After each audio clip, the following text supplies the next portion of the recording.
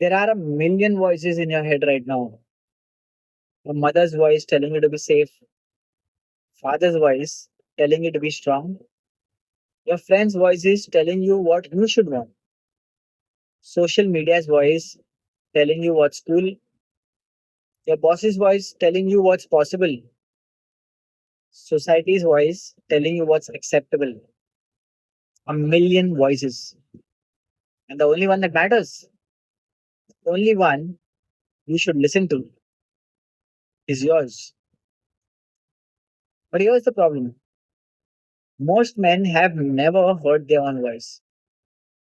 They've been listening to everyone else for so long that they don't even know what their own voice sounds like anymore.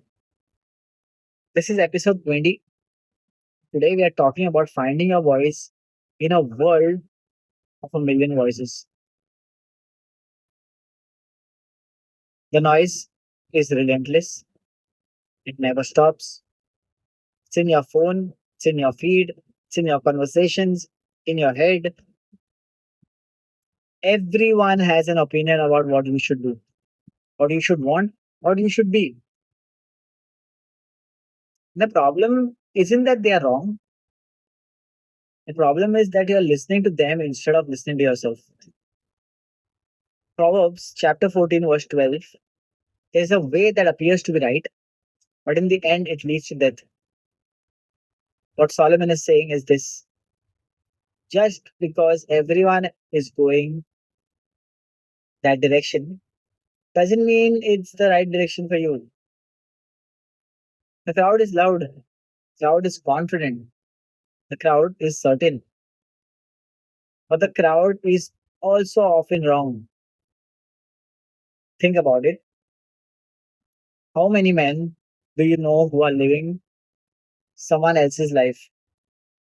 Working on a job they hate because their father said it was stable, married to someone they don't love because society said it was time, chasing money they don't need because their friends said it was success. They are listening to a million voices and they are miserable because they've never heard their own voice. Your voice is different from a million voices. It's quieter, it's deeper, it's more honest. Your voice doesn't shout, it whispers, it doesn't convince, it clarifies, doesn't demand, it invites. Your voice is the still small voice that knows what you actually want. Not what you think you should want, not what others think you should want, but what you actually genuinely want. And here is the thing: your voice is always there, it's never gone. It gets drowned out by the million other voices. First Kings chapter 19, verses 11 and 12 describes Elijah waiting for God. There's a great wind that tears the mountain apart. There's an earthquake, there's a fire, but God is not in any one of those. Then comes a gentle whisper. And in that whisper, Elijah hears God's voice. That's your voice. It's not the loudest, it's not the most dramatic. It's a gentle whisper underneath all the noise. The only way to hear it is to get quiet enough to listen. Here's what happens when you start listening to your own voice. You start going against the grain. You stop doing what everyone else is doing. You stop wanting what everyone else wants. You stop being who everyone else thinks you should be. And that's terrifying because the crowd doesn't like it when you leave the crowd. But look at the men who changed the world. They all had one thing in common: they listened to their own voice, not the crowd's voice. Steve Jobs was told to finish college. His voice said, drop out. He listened to his voice. Now we have the iPhone. Elon Musk was told to stay in finance. His voice said build rockets. He listened to his voice. Now we have SpaceX. Nelson Mandela was told to accept apartheid. His voice said fight for freedom. He listened to his voice. Now we have a free South Africa. The Apostle Peter was told to stop preaching about Jesus. His voice said, keep preaching. He listened to his voice. Now we have Christianity. Every single one of these men went against the grain. Every single one of them was mocked.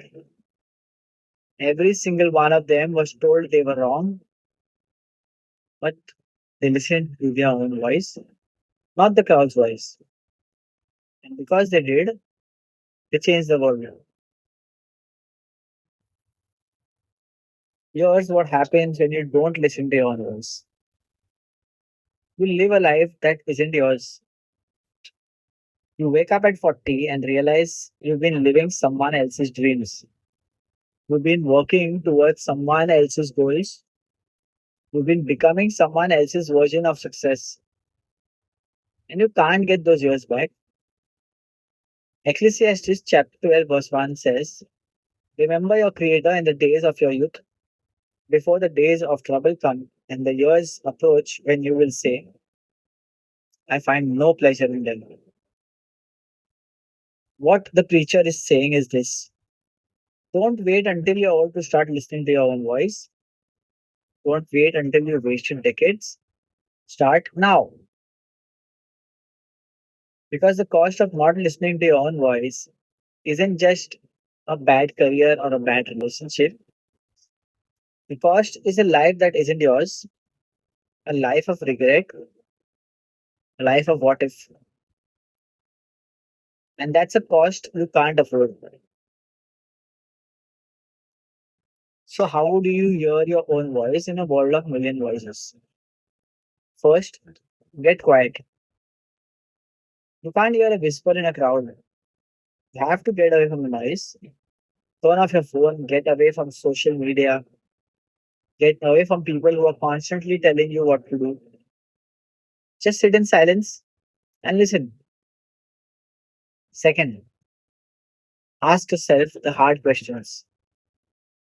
Not what should I do, but what do I actually want? Not what's safe, or what excites me. Not what people will think, but what do I believe? Third, trust your gut. The gut knows, the intuition knows, the feeling in your chest that says yes or no, that's your voice. Don't ignore it. Don't rationalize it away. Listen to it. Fourth, test it. Your voice isn't always right on the first try. So test it. Take small steps. See if it feels right. Adjust if it doesn't. But keep listening. Proverbs chapter 3, verses 5 and 6 says, trust in the Lord with all your heart and lean not on your own understanding. In all your ways, submit to Him, and He will make your paths straight. What Solomon is saying is this: trust your voice, not your fear, not the crowd's voice, your voice, and God will guide you. Here's a framework that helps you filter the million voices and find your own way. The voice test. Does it align with my values? If a voice is telling you to do something that contradicts your core values, it's not your voice, it's someone else's voice. Does it feel true? Your voice feels true. It feels right. It feels aligned. If something sounds forced or fake, it's not your voice. Does it require courage, not fear? Your voice requires courage. It asks you to be brave, but it doesn't ask you to be reckless. It's if something feels like pure fear, it's not your voice.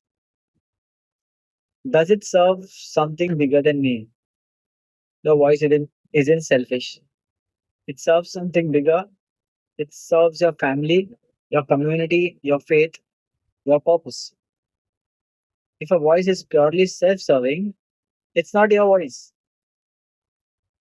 Does it feel like freedom, not obligation? Your voice feels like freedom. It feels like you're choosing it. If something feels like an obligation or a burden, it's someone else's voice. Use this framework. Filter a million voices. Find your own. There's an appointed time for you to hear your own voice, and that time is now, not next year, not when you're more successful, not when you have more money or more time or more permission. Now, because every day you don't listen to your own voice is a delay, is a day you're living someone else's life. Ecclesiastes chapter 3, verse 1 says, there's a time for everything and a season for every activity under the heavens. Your season is now, your time is now, the time to hear your own voice is now. There are a million voices in your head, your mother's voice, your father's voice, your friends' voices, society's voice, the crowd's voice.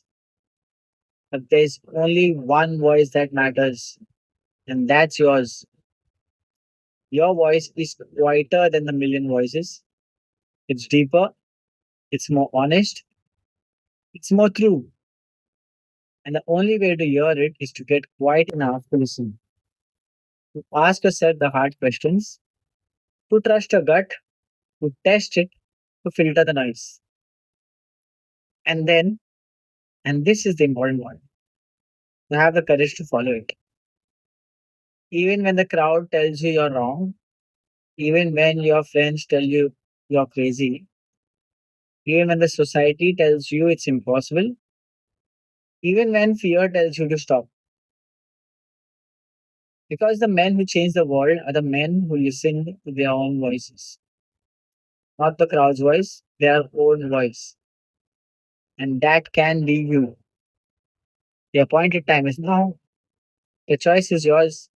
The voice is yours. Listen to it. This is built, not felt by the rice code. I'll see you all in the next one.